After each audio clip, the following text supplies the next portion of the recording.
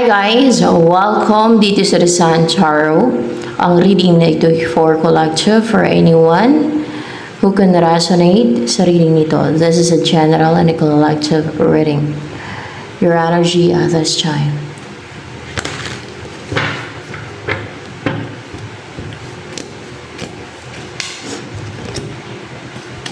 Ten of Wands in reverse. Merong mga na-release, natanggal na mga baggage, lahat ng nagpapabigat, nagpapahirap, siguro papabigat sa kalooban mo, yung papahirap sa'yo, na yung pasan-pasan mo, pwedeng problema, baggage or sentiment, sama ng loob, old anger, mga ganon, negativity, either dyan sa mga nabanggit ko, o alin man dyan, or both, or lahat, no, lahat ay na-release na. Pwede ding lahat yun. Anong nabanggit ko ay na-release na, natanggal sa iyo ba? O kaya magaan na yung pakiramdam mo. Bakit natanggal yan? Yung baggage na yan.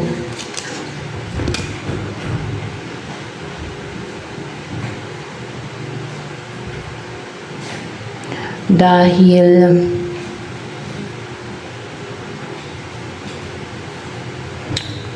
may mga tao na hindi na-intimidate sa'yo. Tingnan natin, ha? Hindi. Yung person mo, hindi na-intimidate sa'yo. Parang intimidation, hindi siya intimidate eh. Hindi na siya... Person mo ba itong hindi na nagtataas ng guard? Ikaw to. Kasi... hindi ka na kinakabahan. Hindi ka na nag-aalala.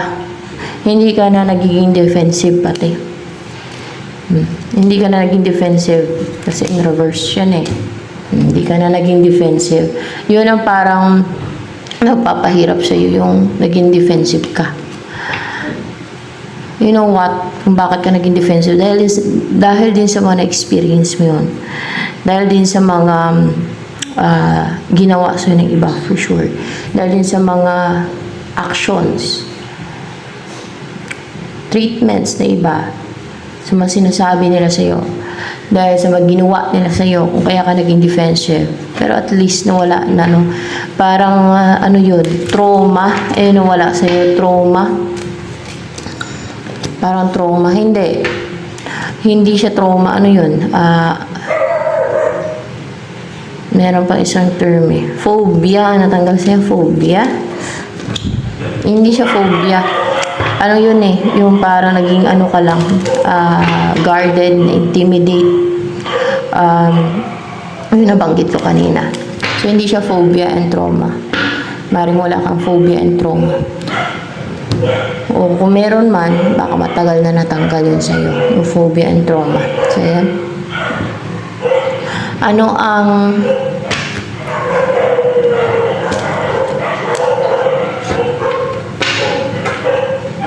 ini-embody mo energy? Pasensya na guys, maingay talaga yung mga aso ko dito. Walang tigil, katahol ng tahol. Yan ang kanilang tripping. Strength. Malalakas yung mga kamay mo. Malakas ka. Kaya mong buhatin yung mabibigat. Ayan.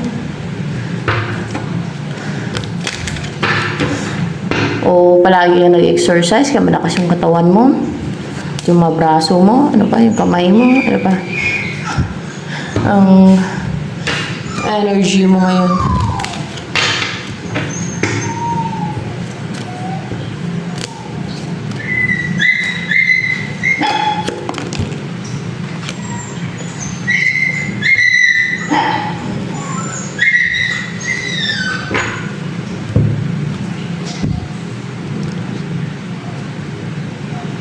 Journey. You're on a journey right now. Na binabago ka, na patuloy ka nagbabago, nag-change, no? Na para nagkakaroon ka ng pakpak from a larvae into a butterfly.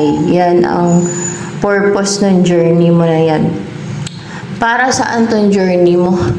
Ano yung binibuild sa'yo? Pero yung binibuild niya.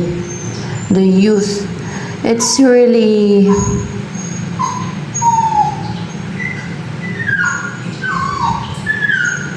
a path na tinatahak mo.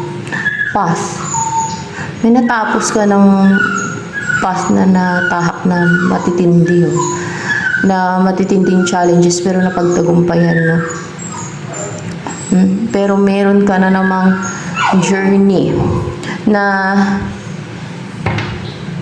tinatahak ngayon. Ayan, oh. Na ano yan? Para mas lalo kang bumata ang katawan, ang mukha mo, para mas lalo kang lumakas yung katawan mo, ganun ba yun? Yung journey na yan? Hindi. Kasi youth. Para ano? Para, ano yung journey na yan na tinatahak mo? The Wheel of the Year. Six of Pentacles in reverse. Yan ang journey na tinatahak mo na unfortunate ka. Hindi favorable sa'yo ang taon. Ganon. Na walang nag-i-invest sa'yo, walang nagbibigay ng atensyon, o walang ganong nagbibigay ng tulong if you need help. Mga ganun ba? Yan ang journey na yan. Bakit? Bakit yan ang tinatahak mo journey ngayon? Para maging strong ka mentally. Para maging strong ka mentally. Hindi. Para maging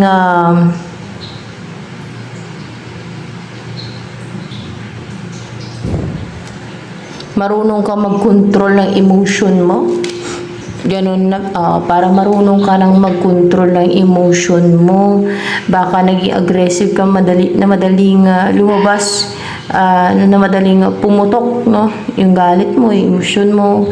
Baka nagkakaroon ka ng tantrums. Ay, mag-gifted. Nagkakaroon ng tantrums yan. Pag nagalit, pag inalit lang naman.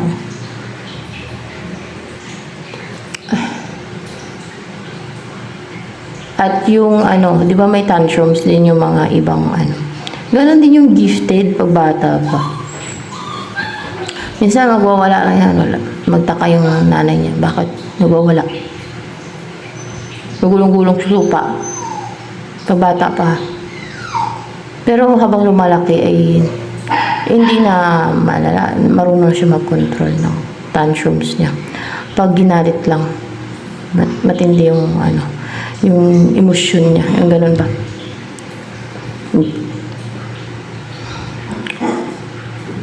Yan ang pinakamataas na IQ. Yung mga gifted eh.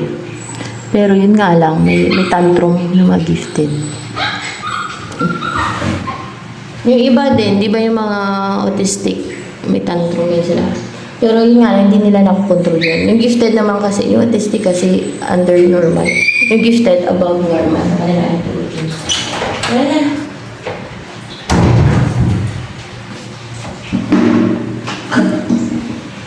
Yung IQ. Mataas yan, ang pinakamatataas na IQ. Gifted. Pero may level pa yung giftedness. Ordinary, highly, excellent. Ay, wala excellent. Exceptional pala. Exceptionally. Ordinary gifted, highly gifted, exceptionally gifted, and profoundly gifted. Ayan. Yung pinakamataas yun, profoundly gifted.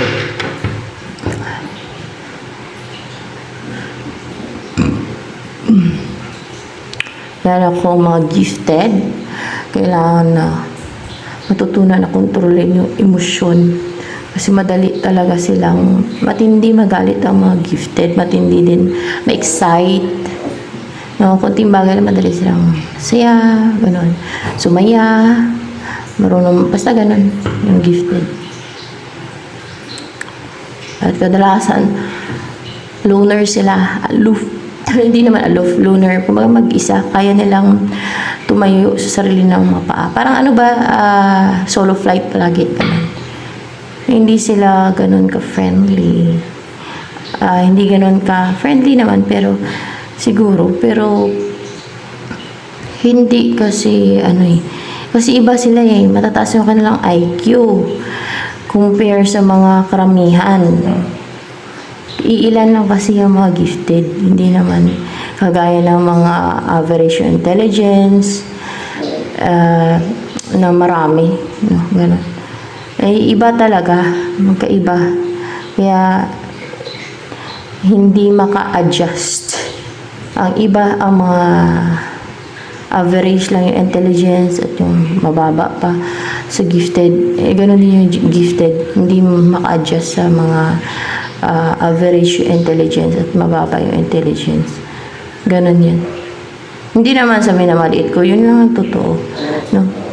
Hindi ko minamaliit yung mga average intelligence. Hindi naman nila kasalanan na mababa yung kanilang intelligence, mababa yung intelligence, yung IQ ba, at yung average lang ang kanilang intelligence. Actually, pag gifted, yun nga, pag matindihan sila, yung matindi, extreme, parang extreme, kumagalit extreme, kung parang nahirapan silang kontrolin yung burst ng emotion nila. Ganun yun.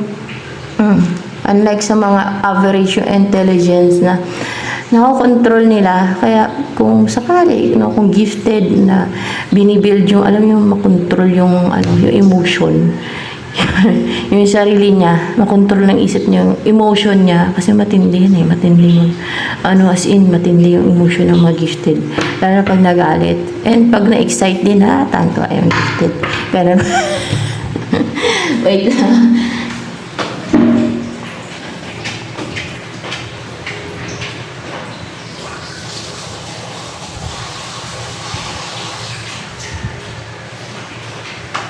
Kahit malaki na, pero minsan kinokontrol din ng, kahit malaki na, kinokontrol din nila pag malaki na sila na naintindihan na nila na they need to control their emotion, their excitements, mga ganon. Kaya natututunan naman yan Kaso lang, matindi lang talaga.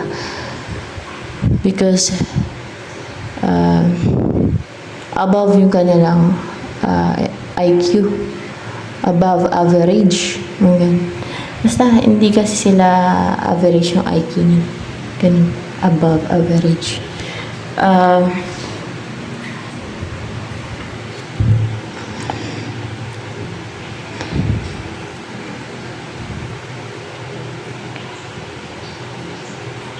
Iba yung tinatawag nyo na gifted na, kunwari, pag magaling kumanta, ganun. Hindi mo masasabi na gifted yun. Pag magaling ng kumanta o pwedeng matawag yun na genius sa isang field. No? Kung sa isang field lang naman. Kasi yung tinatawag talaga na gifted, ang basehan dyan, IQ. Pagka above 130 yung IQ niyan, pag 130 pataas na, ay gifted na yan siya. Pag 130 pataas ang IQ, gifted yan siya. Pero, of course, madaling matuto kasi ang mag-gifted, madaling makakomprehend. Ganyan, madaling matuto. Kumbaga, kung sa bright child, na mga highly intelligent na tinatawag, nasa 120 hanggang 129 ata yung highly intelligent. Ganyan. Yung kanilang IQ, yan yung mga bright child pagdating sa eskwelahan. Yan yung mga nag-excel, guys. Yan yung mga naging top 1. Yan yung mga nagiging cum laude, magna cum laude, mga ganun nagiging, basta yung nagiging excellent. Yung mga nag-e-excel, hindi excellent. Yung mga nag-e-excel, hindi excellent kundi yung mga nag-e-excel sa eskwelahan. At masipag yan sila mag-aral, guys, yung mga ganyan. Unlike sa mga gifted, na mga bata pa gifted ay parang distracted yung kanilang isipan. Gusto na naman exciting na bagay na gawin nila. Nabuboringan sila sa eskwelahan yung mga gifted. Pero yung mga highly intelligent, gusto nila yan mag-aral. O salamuha yan sila, nakaka-adjust. Hindi yan sila nahirapan pag deal sa sa kapwa bata nila, sa kapwa tao nila. Hindi sila nahirapan mag-adjust kasi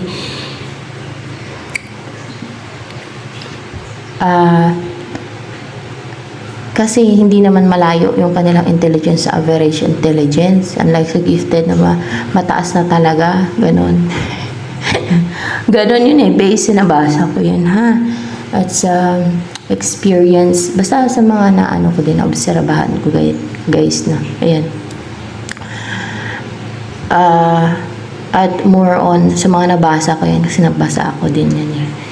At based sa mga studies sa Amerika, sa UK, about mga gifted, ganyan. Yung highly intelligent, yan yung mga bright child kung tawagin. Kung kunwari, yung mga bright child ay pag nagbasa sila, mga 7 ulit. Kapag nag-aral sila mga 7 ulit nila bago makuha yun, no?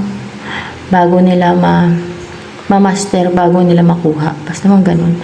Pero yung sa gifted, 1 to 3 lang ng gifted yan. Yun nga lang, ang gusto kasi ng gifted yung exciting, no, para sa kanila. Parang ayaw nila ng mga nabuboring sila, yung mapaulit-ulit. Yan, ayaw nila yan. Lalo na yung paulit-ulit na mga topic, mga ganyan. Ayaw nila ng ganun. Ang gusto nila, kunwari sa eskwelahan, ayaw nila ng mga paulit-ulit. Ang gusto nila yung may exciting. Yung na-excite sila kasi diba, ganyan nga sila eh. Nakaka-boring nga naman sa eskwelahan kasi talaga nakaupo ka tapos makikinig, o diba? Pero para sa mga average intelligence at sa mga mababa at sa mga highly intelligent, hindi yan sila nabuboring. Gusto nila mag-aral, gusto nila makinig. Pero mag-gifted iba kasi. Yan.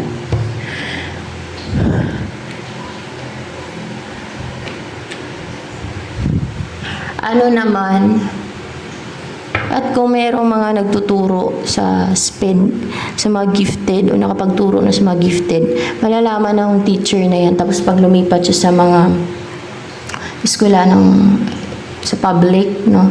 At may nahalo na gifted dyan. Alam nila pag gifted yan kasi alam na nila yung mga traits ng gifted. Na-distracted sila, hindi sila nakikinig.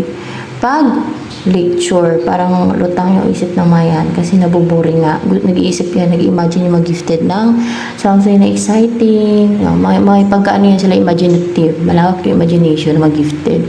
Para interesting, para it's so exciting. Kasi nabuboring nga sila sa eskwelahan. Pero, hindi bobo ang gifted ha. Yan nga ang pinakamataas yung IQ eh. Tataas naman ang grade ng gifted based on my observation. Kahit na minsan di nakikinig yan. Pag interesting yung topic yun, nakikinig yan. Para pagka interesting at bago, gustong-gusto nila yan. Pero pag paulit-ulit, ayaw nila. Ganon yun eh. Pag nakaka-boring, ayaw nila.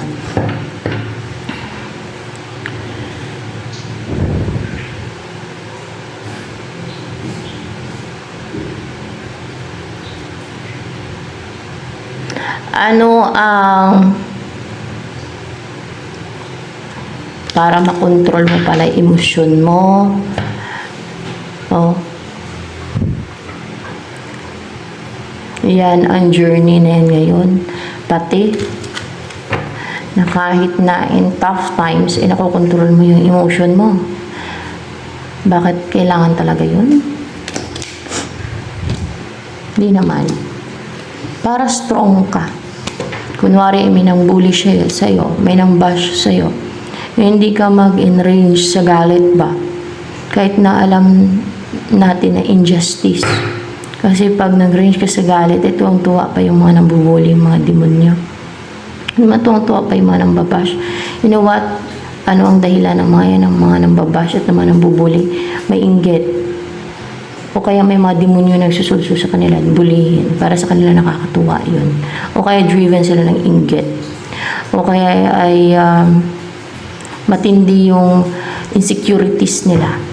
Tapos, doon nila ibuntun sa kinaingitan nila, sa taong insecure nila, ganon. Masyadong kaning ang iba. O kaya sinasadya nila yun para galitin, para inisin, para busitin. Ganon yun eh. Ano pa, lalo pag alam nila sensitive ka, na napapa-apekto ka, na parang na-frustrate ka, na stress ka sa mga pambubuli, pambabash nila, ay ganyan kasi dito sa mundo to, merong mga evil eh. Pero kung hindi evil yung isang tao, hindi ganyan yun. Hindi niya sadyain na i-bully, i-bash yung isang tao. No? Kasi only evil people do that. Yun, tama ba? Angels. Upright ba to? 50-50. 50-50 siguro. Upright ba yan? Upright pala to. Oo. Mga evil kasi yun eh. Hindi sa ginajudge ko yung mga nang bubulit ng babash. Yun kasi evil kasi yun eh. O baka may mga evil spirit sa kanila. Demons na sumusulsol. O, mga evil daw yan sila. Kasi, ba't mo naman i-bash yung isang tao? At, meron pa ako na naobserbahan. Pag nayabangan sila sa isang tao, kasi umiiral yung inggit nila, rason nila mayabang, kasi naiinggit sila. Kasi wala sila nung kung ano meron yung isang tao na yan. Sabihin nila mayabang kasi nakikita nila meron yung isang tao na yan. Tapos proud sa kung ano meron siya. Natural lang naman yun na maging proud. Kung hindi nila magustuhan na proud siya sa kung ano meron siya, basta totoo lang. Wag na lang silang kunwari sa vlog, no? Huwag na lang sila manood. Katulad dun sa YouTube, sa Facebook na si Nanay Ging na yun, napanood ko yun. Mabuti nga yung puso ng tao na yun eh, tumutulong pa nga eh. Tapos, binabash nila, may pagka-sensitive yung tao, alam nga naman, hayaan nila yung sariling i-bash siya, may stress siya. Natural, kahit sino na maunahan ang gusto nila i-bash nila yung tao kasi dahil sa inggit nila, sa insecurities nila, dahil wala sila kung ano meron yung tao, bisitin nila yung tao, sadyain nila i-bash. Ang gusto nila, hayaan lang sila. Yung isa nasasaktan, sumasama din yung damdamin nun. Ang gusto nila, hayaan lang sila na gawin yun sa isang tao nun dahil sa inggit nila. Tama ba yan? Ngayon, pag gumanti yung isa na dahil sa binabash nila, dahil sa ginagawa nila, na sinasadya nila talagang bisitin, siya na daw yung masama, siya na daw yung maldita. Pero sinong nauna? Yun ang may kasalanan. Yun ang una. Yung mga nang uuna-una. Para sa kanila, katulad ng yung ginagawa ng iba na ginagawa nila ng deceit, nakawa nila. Lansihan na lang isang tao. Ngayon, pag nagalit yung isang tao dahil nilansihan at ninakawan o ninakawan man, masama pa yung tao na ninakawan o nilansihan para sa kanila. Sila pa ngayon yung galit kasi nagalit yung hindi pa payag na lansihan, hindi pa payag na nakawan. O, madaming hindi makatwiran dito sa mundo to. Yun ang totoo. Madaming hindi makatwiran. Kaya madami natatapon sa impyerno. Dahil sa madami ang evil. At pinaninindigan pa nila yung kabaluktutan nila. Yung mga evil doings nila. Dahil yun daw ang tama. Dahil baluktot sila mag-isip. Baluktot sila na klase ng mga tao. Part ba ng mission ko yan? Na magsabi ng ganyan? Tingnan ko nga. Ay, hindi. Hindi. Hindi daw. Hindi daw. Yun ang naobserbahan ko eh. Hindi daw. Ano ba nagagay dito ngayon? Angels. Hindi. Jesus Christ ba nagagay dito ngayon? Hindi. God ba nagagay dito ngayon? God. Hindi daw part ng mission ko yan. Pero, part ng mission ko na explain kung ano yung tama sa mali, di ba?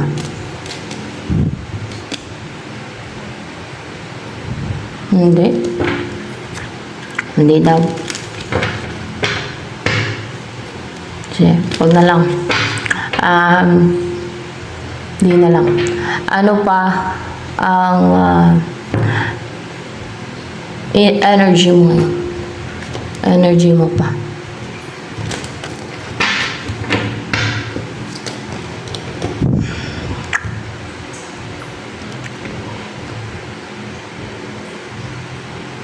You are passionate kasi color orange. Courageous. Fiery. Parang umaapoy. And you are fearless. Risk-taker. And hindi ka nagkakaroon ng doubt sa sarili mo. Hindi ka napangunahan ng takot. Hindi ka natatakot na simulan ang dapat mo simulan. Umpisan ang dapat mo umpisan. Or to walk on a path na kahit mag-isa ka lang. Yung ganun ba? You are brave. Di ba? So, you take a leap of faith.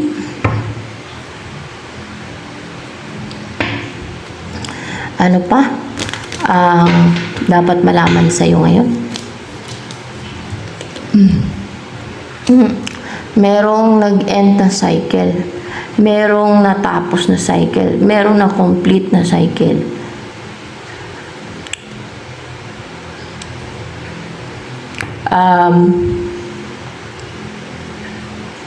Ito na-complete na cycle dito. Ano yan? Ano po yan? Yung hindi mo nakukuha yung gusto mo, yung mga gustong gusto mo, yun ang na-complete na cycle. Yung hindi mo nakuha yung mga gustong gusto mo, o yung mga gusto mo. Katulad ng person, yung gusto mong person, yung gusto mong buhay.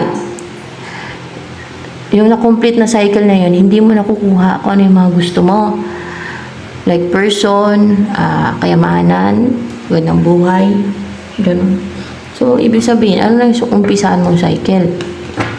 Ano na yung umpisaan mong cycle na yan? Kasi may na-complete na eh. Upright ba to? Yung 9 of Pentacles. Palang. Upright ba to 9 of Pentacles? Let's see. Yeah. Upright. Stable na daw. No one could harm you. No one could harm you. Harm none eh. Oh, you are protected. You're stable, secured, grounded, confident. Oh. Pag mayroong mga naiinggit o nagagalit kasi confident ka, may mga ganyan, mga evil na mga tao na may mga insecurities yan. Nainis sila pag nakita nila confident yung isang tao, gagawin nila ng witchcraft para rin, mawala ng confidence. Mawala yung mga pwede niyang pagkakitaan. Mawala yung confidence niya, basta gagawa nila ng mga scheme and deceit. Kasi ma-evil nga sila eh. O, diba? Kasi naiinggit sa confidence. So, ngayon, maging confident ka na. Maging, maging independent as well. No? Kasi, may symbol ng independence. Na independent yung isang tao. At magiging masaya na yung buhay mo. No? Na you are contented, happy. At may asawa ka na, kung wala ka pang asawa. At kung wala ka pang anak, magkakaanak ka na. Alam mo yung kumpleto, yun o. At masagana naman yung buhay nyo. Komportable ka. Komportable yung buhay ninyo ng pamilya mo. At tuloy-tuloy yung ginagawa, yung trabaho mo. Pero masipag ka magtrabaho. No? Masipag ka sa trabaho. Yung iba naiinggit dahil may naipundar yung iba dahil sa nagsisikap na masipag at gagawa nila ng witchcraft o ano pa para mawala yung mga pinaghirapan ng isa, para manamlay, para mawala ng gana magtrabaho, di ba? Napaka-deceitful, napaka-unfair, pero yun nga lang. Tapon sila sa impyerno. Ganyan ang ginawa nila sa akin. Tama ba yung sinasabi ko, God? Sige, dalala ko ng galit ko. Tama naman. Kasi madami din talagang ginawang deceit sa akin yung iba eh. Kasi ako masipag talaga ako sa pagkaalam ko. Masipag talaga ako, guys, kahit magtanim-tanim para makatipid ako, guys, ba? Kahit may source of income ako na, itatanim pa rin ako para makatipid ako. O minsan, inuulam ko talaga, gulay lang talaga eh. Para makatipid ako, nagtitipid ako para makaipon ako ng pera, para may pangkapital pa ako. Ganon, tapos gagawan na nila ng ganon. Pero kung sa bagay, part naman talaga ng ano yun eh. Divine plan, God, no? Divine plan. Divine plan, oh. Part talaga ng divine plan na takiyin ako ng witchcraft eh. Pero, masama pa rin ang loob ko. Gusto ko talaga ng hustisya talaga. Gusto ko ng hustisya. Gusto ko talaga mahatulan sila sa impyerno yung ginawa nila sa akin. Kasi napakasama talaga nila. Tama ba yun? Sabihin ko yun, God? Tama po ba yun?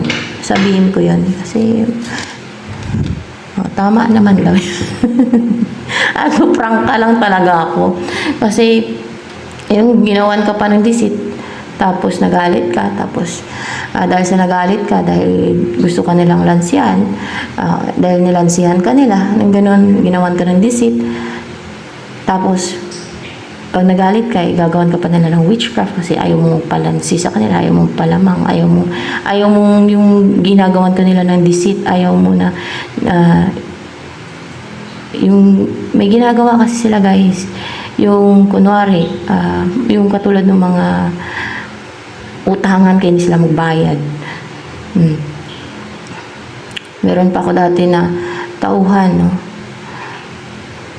Na ni-scam yung pera ko. Marami siya style. Oh.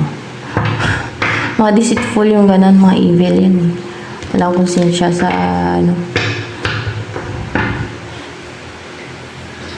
Kasi hindi pa ako expert noon gaano sa mga ganyan. So, doon ko din yan natutunan na may mga ganung tao na hindi ka dapat magtiwala basta-basta. Through your experience, matututo ka eh. Totoo lang.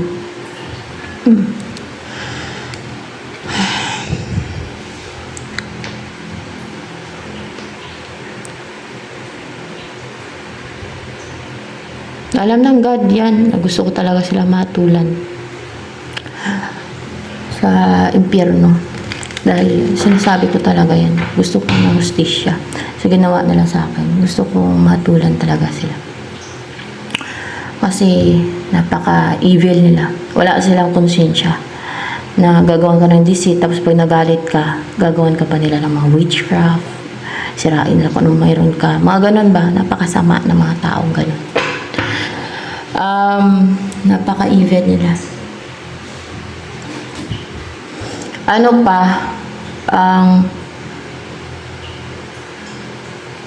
tungkol sa'yo?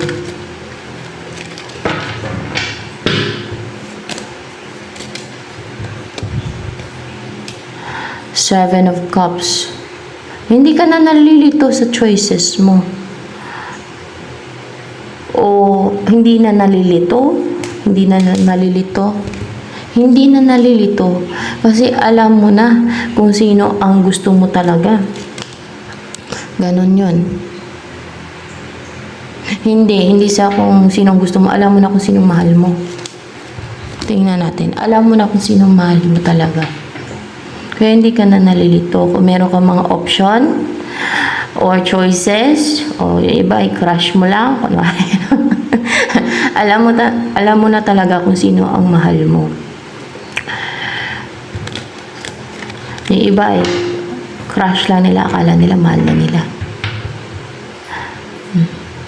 Lalo na yung mga immature pa na pag-crush nila o idol nila, gagawin ang lahat, no? Para sila daw ang ang makatuluyan ng crush nila at idol nila. Ganon. Pero pagka nag-mature na yung isip ninyo sa mga ganon na, ay ma-realize ninyo mali yun, masama yun, no? Na ganyan yung inyong gawain na yung ipilit ninyo yung gusto ninyo kung hindi naman para sa inyo. Maliban lang kung para sa inyo, ibibigay sa inyo, di ba? Kasi ganyan din ako nung bata pa ako, guys. Nung immature pa ako, mga high school, first year high school, mga dun talaga, para ba obsessed sa idol. No? Sa akin nun si Prince William. Yun. Doon ko lang yung nakakita sa sa magazine, sa library, kasi tuwing recess, pumunta ako ng library, nanonood na tumitingin ako ng mga pictures doon, tapos nagbabasa-basa, gano'n. Kasi ang gaganda ng mga pictures sa libro, sa magazine. Yun, kasi hindi naman talaga ako pala kaibigan. Nung bata pa ako. Lalo nung high school, nung mga elementary, may kaibigan naman ako kahit papano. Selected lang talaga. Pero, nung high school talaga, wala nang gaano ako kaibigan noon. Kaya, doon ako sa library palagi noon. Nagbabasa ng mga libro, nanonood ng tumitingin ng mga pictures, gano'n. Doon ko nakita yung sa isip ko, ang gwapo nito. Sana siya na lang mapangasawa ko balang araw, gano'n. Hanggang sa parang na-obsess na ako. Palagi ko nang tinitingnan yung magazine na yun. Ang gwapo niya. Tapos prinsipe pa siya. Gano'n ako. Gano'n yung mga naisip ko noon. Siyempre, pa lang, high school. Pero nung madami na ako experience sa buhay habang nagmamature, no? Yung edad, gano'n. Ewan ko lang kung nag-mature ba isip ko. Nag-mature ba isip ko, God? Nag-mature naman daw. Nag-mature naman. Pero, yun na nga, habang madami ka ng experiences sa buhay, parang mawala na lang yun, may-erase na lang yun, yung mga obsession mo sa mga idol mo, sa mga crush mo, mga ganon. Kasi kung hindi naman para sa hindi naman talaga yun ang makakatuluyan mo no? Parang illusion lang yun. Nag-delusion. Ganon ba pag immature? So, ayan. King of Wands. Ano ba? Si King of Wands ba ang person na gusto mo talaga? Oo, si King of Wands. Yan talaga ang person na mahal mo pala. Mahal mo. Oh my gosh. Yan ang mahal mo. Si King of Wands. Ayan. Ano ba tungkol kay King of Wands? Upright ba itong 7 of Wands? Puro Wands yung kanyang energy. Oo, upright, guys. Ano ba to? Ex mo ba to? Past person. Ex mo, yan siya. Yan talaga yung mahal mo. Siyempre, may nakaraan kayo. Alam ka naman pag idol mo lang o crush mo, mahal mo na siya. Nasasabi ng iba yan, pero hindi yan totoong pagmamahal. Lalo kung wala pang relationship. Ano lang yun? Attraction and admiration pag crush mo, pag idol mo, o pag ginayuma ka ng iba, akala mo mahal mo pero hindi yung totoong pagmamahal, parang illusion yun sa isipan, gawa ng gayuma pati ha. Iba kasi madaya, pag mataypan ka, gayumahin ka nila. Pag nasupladahan sa'yo na lalo kung type ka nila na alam nila ang suplada ka na hindi mo sila type, pwedeng batuin ka nila ng palipad hangin, o hipan ka nila sa ulo. May ganyan na ginawa sa akin noon kasi suplada talaga ako, guys. Para bang cold, no? Unemotional, parang ganun. Siyempre may asawa na din ako, na lang naman mag-ano-ano pa ako. Wala naman akong type sa kanila talaga.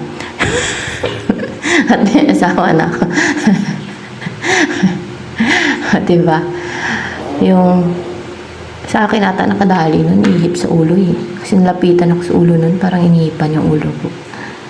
May nanggayuma sa akin, matindi impact sa impacto. Impacto ata yun. Tsaka pag tuwing dumadaan kami doon, sa ano, nakatingin talaga, hindi matigil yung tingin niya sa akin. Nakatitig sa akin. Hindi matigil. Siguro, sige yung may ginagawa pating orasyon yun kasi hindi matigil yung tingin. May mga ganun kasi guys. No? Tapos yung asawa ko, binibigyan niya ng pasobra na pera. Ganun. Basta ganun, hindi matigil yung tingin niya sa akin. Parang sinusundan ako ng tingin. Ganun. As in, parang ang ano ng tingin niya. Sabi? Basta ganun. Kasi, pero hindi naman ako nag-arte nun. Hindi nga ako. Kunting lipstick lang pa napabayan ako. Siyempre sa bayan yun, di ba? Kunti parang light pink lang ba. Tapos pulbo lang. Oh. Wala naman ako, hindi naman ako nag-makeup. May mga ganun kasi. Baka sinusulsulan ng demonyo. Ganunin mo yan, ganun. Kasi, party ba yun ng God, ng divine plan, na ma-experience ko yung mga ginawa na ko ng mga ganun. Party ng divine plan pala yun. Gawa na ko ng mga ganun. Yung bang ginawa nun? Bakit na ano yung utak ko nun? Na-influensya ng mga ginawa niya. Palipad hangin ba yung ginawa nun? Hindi. Sa may konsignasyon, ano ba yun? Gayuma, ginayuma ba ako nun? Gayuma daw talaga yun. Yun nga sabi nung manghula dun sa nung hindi pa ako marunong manghula. Gayuma talaga, ginayuma talaga ako nun. Kaya ganun.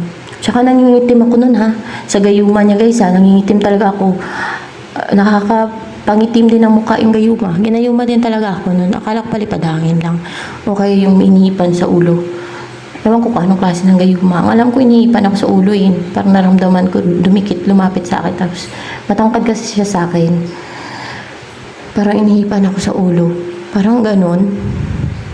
Bagong nalaglagan pa lang ako nun, guys. Tapos, ganun. Nalaglagan pa lang ako nun. Nalaglagan ako mga siguro 1 buwan. Mahina yung katawan ko nun, kaya napasukan ako. Pero part na ng divine plan pala yung na gano'n ang mangyari. Kaya, ganun. Pero wala talaga akong type doon. Pangitan pa nga ako doon nun eh. O diba? Prangka lang ha. Baka sabihin niyo masyado naman ito. Sabihin ko hindi naman kasi siya talaga gwapo. Pangitan pa nga ako doon.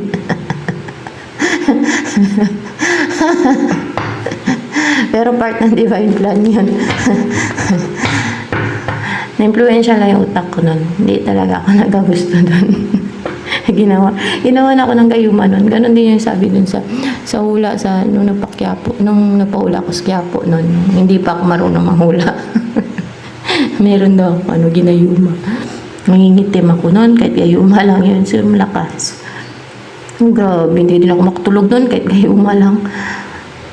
Malakas sigurong gayuma yun, ewan ko. Wala, siya yung laman ng isip ko noon. Hindi mawala. Parang, alam niyo, nag-i-imagine ako siya yung nagka-clouded sa isipan ko, na gusto kong makasama siya. Mga ganun yung gayuma. Noon, hindi ko naman talaga type yun. Napangitan pa nga ako sa kanya sa isip-isip ko. Parang, basta hindi ko talaga type. Hindi ko talaga gusto. Parang napangitan pa ako. Hindi naman kasi kagwapuhan talaga yun.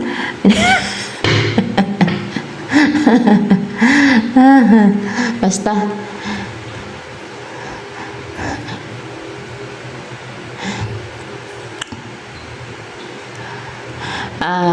diba nakwento ko pa sa inyo, at least alam nyo, hindi kasi ako nakipag-flirt naman talaga maliban lang kung nagayuma talaga ako nun. Nagayuma ako nun, kaya ganun. Hindi ako mahilig makipag-flirt.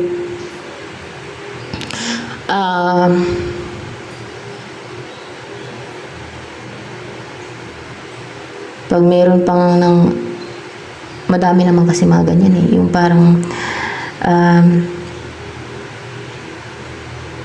basta madami mga yung nakipag-flirt. Cold pa nga ako parang ini-snub ko pa nga tapos pinapaano para sa isip-isip ko, parang ganun ako. Influensya lang talaga utak ko doon sa ginawa niya, ginayuma niya ako. Totoo yun. Kasi lumabas mo dun sa Quiapo, nung nagpahula ako, na ginayuma nga ako, yung tao na yun. Ayan. Ginayuma. Akala pala palipad hangin lang. Pero palipad hangin o kaya parang inhipan sa ulo ba? Kasi lumapit yun eh. Inihipan ata yung ulo ko. Parang naramdaman ko inihipan yung ulo. Pero ginayuma daw. Ewan ko, baka gayuma na yun. Yung ganon. O ibang klase.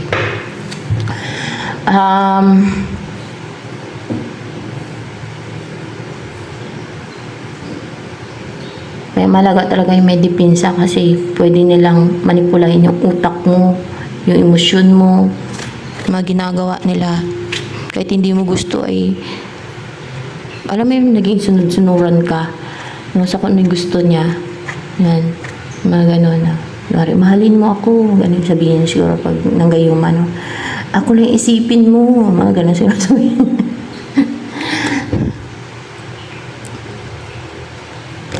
Maging maganang loob mo sa akin, kontakin mo ako. Baka ganun ang mga pinagsasabi niya. Habang nanggagayuma. Kausapin mo ako. Lumapit ka sa akin. O, diba? Parang inutusan ka.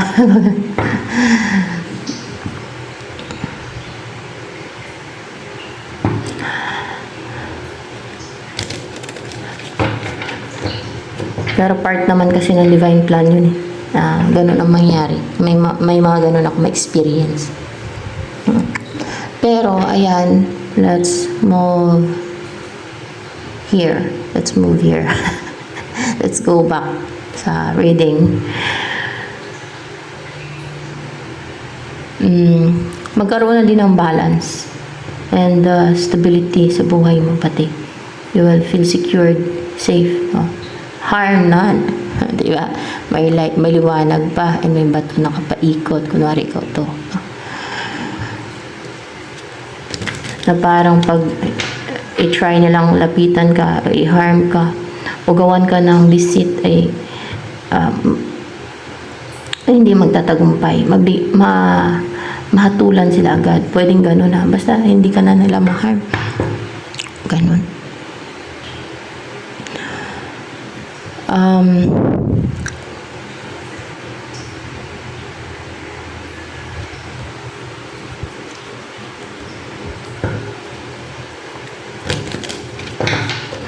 Ano ang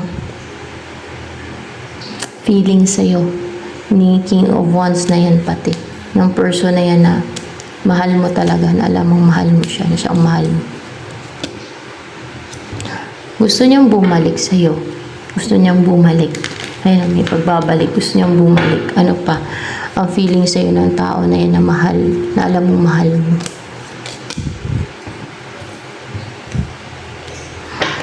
Pero parang nagdadalawang isip pa siya, guys. Gusto niyang bumalik pero parang nagdadalawang isip, nag-hesitate, parang nagja-juggling ba.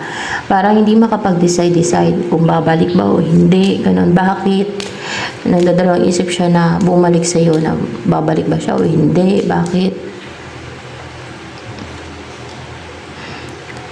Dahil sa pamilya niya. Tingnan natin kung dahil sa hindi. Dahil sa pamilya mo. Dahil sa pamilya mo.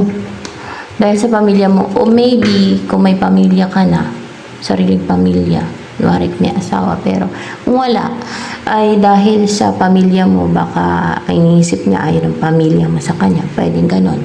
No? O baka may gumagawa ng deceit, no? Pati.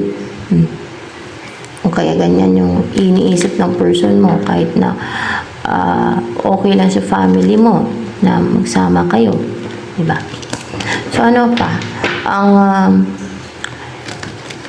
iniisip ngayon ng person na yan na mahal mo, na alam mong mahal mo talaga siya. Ano iniisip niya? Iniisip ka ba niyan ngayon? Iniisip ka niya ngayon ng person na yan na mahal mo talaga? Hindi. Pero pag iniisip ka niya, anong iniisip niya? Kung iniisip ka niya.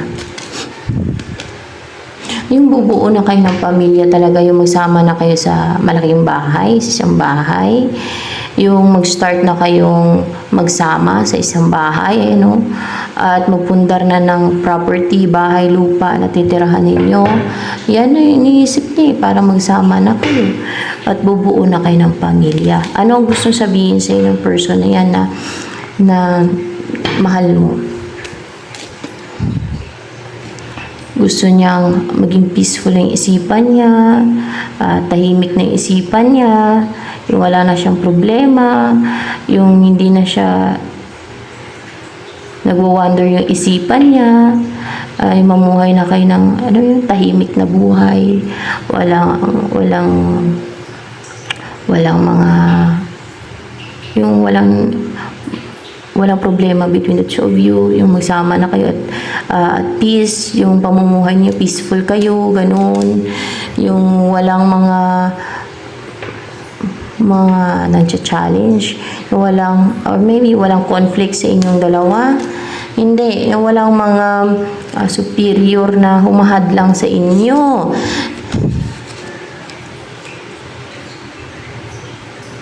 Upright ba to? Na walang mga superior, walang mga humaharang sa inyo. May mga humaharang. Sino ba yung mga humaharang sa inyo? Yung mga nagkakagusto sa kanya? Yung mga nagkakagusto. Upright ba itong 5 of Pentacles? Tingnan ko Hindi. May mga humaharang. Yung mga nagkakagusto sa'yo, yung mga humaharang. Yung mga nagkakagusto sa'yo, yung humaharang. Gusto mo wala na yan. And then, anong gusto yung buhay kasama ka ng person na mahal mo talaga, na naklaruhan ka na mahal mo siya. Rider, 9 of Hearts. Para ano to yung 9 of Cups yung 9 of Hearts na to. Yung parang fairy tale yung buhay ninyo. Parang ganun ba? Na kung ano yung gusto-gusto nyo maging buhay ninyo na dinidream yung buhay, parang fairy tale na you will be together, you will live in your house na ma-purchase ninyo. Kung meron na siyang bahay at lupa, doon na kayo titira. Ano pa? Ang gusto niyang buhay kasama ka ng person mo na yan, mahal mo talaga. Kakasal kayong dalawa. Ayan. And you will live in a place na parang may fox, baka may siya mag-alaga ng fox, or sa mapuno na lugar. Ano pa ang gusto niya? Site, sa mga puno na lugar nga, madaming puno sa paligid, doon kayo titira, and then magtanim-tanim kayo na magulay, prutas, mga ganyan, o kung ano man itanim ninyo, ganun. Gusto nyo yung parang natural, no, yung environment, kasi nakaka-relax talaga yung guys, no. Ang sarap sa pakiramdam pagka fresh yung paligid at madaming puno. At natural yung paligid. So, ayan. Ito na lamang for collective reading.